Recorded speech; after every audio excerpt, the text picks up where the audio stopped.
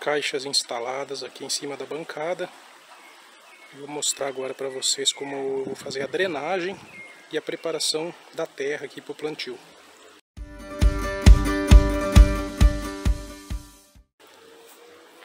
Fazer a furação na caixa, eu vou utilizar uma furadeira com a broca 10 mm, que poderia ser um ferro quente ou qualquer objeto pontiagudo. O isopor fura bem fácil,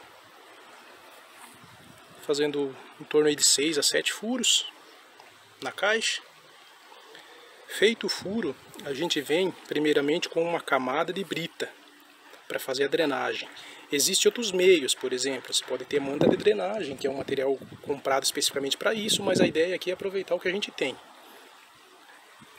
Essa caixa aqui, ó, foi uma pá de brita.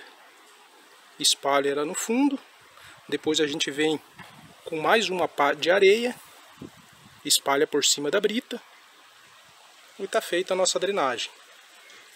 Maneira barata de fazer aí com o material que a gente tem em casa. Feito a drenagem, a gente coloca a terra preparada. Vou passar em seguida a forma que eu estou fazendo aqui para preparar essa terra para plantio. Colocada a terra, a gente cobre com uma matéria seca. Isso aqui é uma palhada de feijão guandu que eu triturei. Essas duas caixas aqui, essas duas últimas já estão preparadas há alguns dias.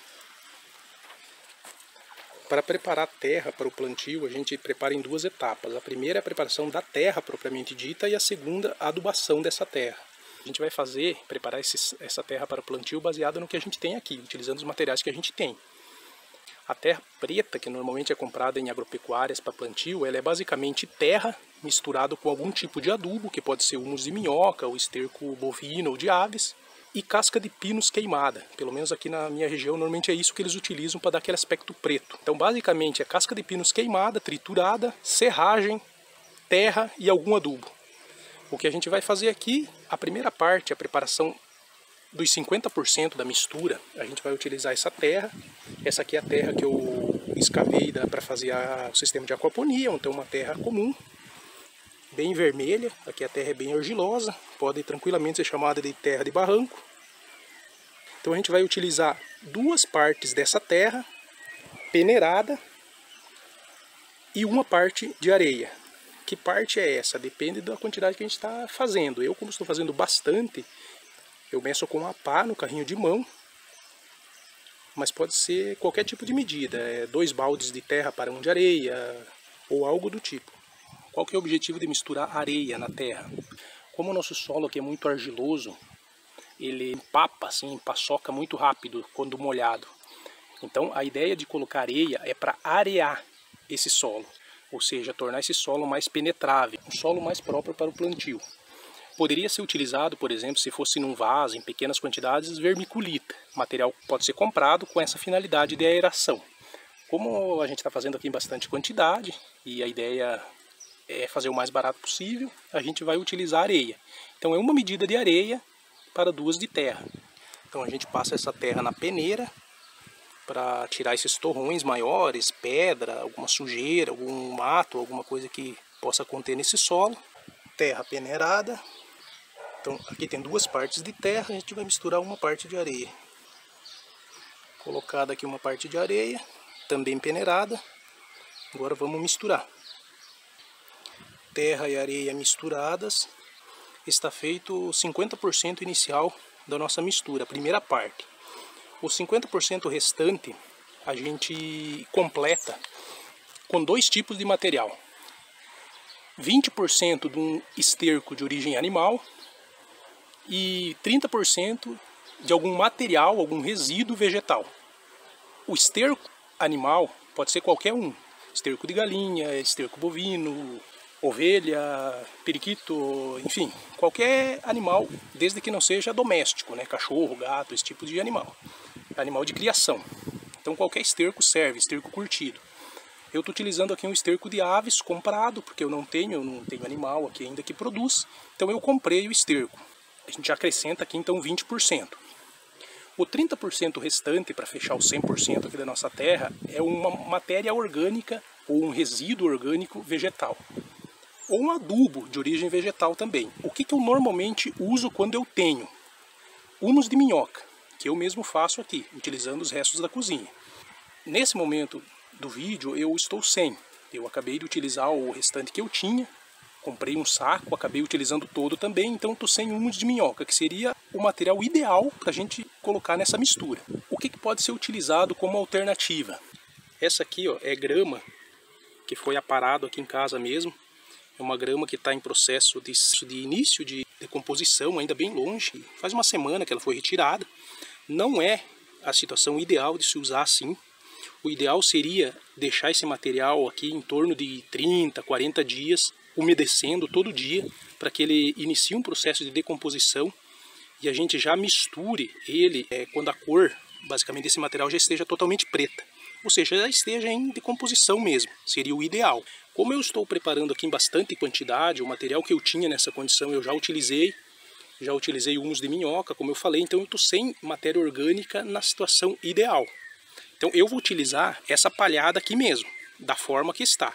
Mas aí a decomposição desse vegetal vai acontecer no próprio canteiro. A gente vai preparar e deixar aí pelo menos uns 40 dias antes do plantio, para que ele esteja já em condições de fornecer algum tipo de nutriente para as plantas. Como eu falei, não é a situação ideal. O ideal seria ou um humus de minhoca ou então uma matéria orgânica, que poderia ser varrição de terreno, apara de grama, como isso aqui, até serragem, poderia em último caso, mas já em estado de decomposição, ou já decomposto. Seria uma situação mais ideal. Um outro material que daria para ser utilizado é esse aqui. Esse aqui é um material que eu trituro no triturador que eu tenho aqui, triturador de grãos e de pequenos galhos. Eu mostrei aí num vídeo anterior. É uma matéria que eu preparo também para esse tipo de finalidade. Esses outros 3 menores são dessa mesma matéria orgânica aqui. Mas eu estou guardando ele para uma outra finalidade. Além de utilizar na composteira, a gente também utiliza em canteiros assim. Mas no momento, como eu estou com aquele material, aquelas aparas de grama, eu vou utilizar aquela lá, já que esse aqui também não está decomposto, ele está apenas triturado. Mas da forma que está aqui triturada, seria até melhor. Faria uma mistura mais homogênea, e como a granulometria desse material está menor, o processo de decomposição se iniciaria em menos tempo. O que eu utilizo aqui na ordem preferencial? Humus de minhoca. Quando não tenho, normalmente eu utilizo esse material aqui mais triturado, ou então algum outro material um pouquinho mais grande, como é o caso das aparas de gramas que a gente vai utilizar hoje. Adicionei o esterco de aves aqui. Dá para perceber que não é um esterco puro. Ele possui bastante casca de pinos queimada e até serragem, que é possível ver no vídeo. Mas infelizmente é o produto que a gente compra hoje, embalado aí nas casas agropecuárias, não é um esterco puro. Misturei aqui as aparas de grama. Lembrando mais uma vez que isso aqui não está na situação ideal para ser misturada na terra para plantio. Deveria já estar em processo de decomposição. A gente vai decompor isso aqui no próprio solo. Eu vou misturar e em seguida a gente coloca no canteiro. Mistura aqui do solo feita.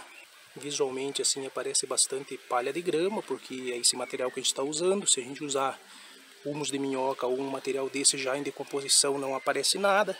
Assim, visualmente o solo já fica bem mais escuro, mas esse processo vai acontecer de agora em diante, processo natural. Aqui já está essa terra, a mesma terra no canteiro. E agora a gente tem mais 3 passos, sendo que 2 deles são essenciais. O primeiro a gente vai cobrir com uma palhada, pode ser grama dessa mesmo que a gente misturou aqui. Fazer uma cobertura morta aqui em cima, que serve para o sol não bater direto no solo e as bactérias conseguirem fazer o trabalho de decomposição dessa matéria orgânica de uma forma mais eficiente. A segunda, que é essencial também, umedecer esse material, regar aqui todo dia, como se tivesse planta.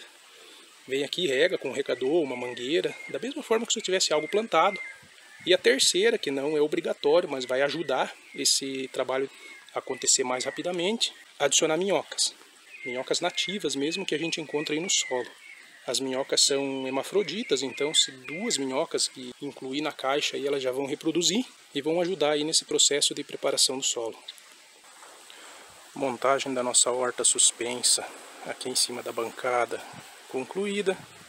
Agora esperar prazo aí de 30 a 40 dias para essa terra ficar pronta para o plantio.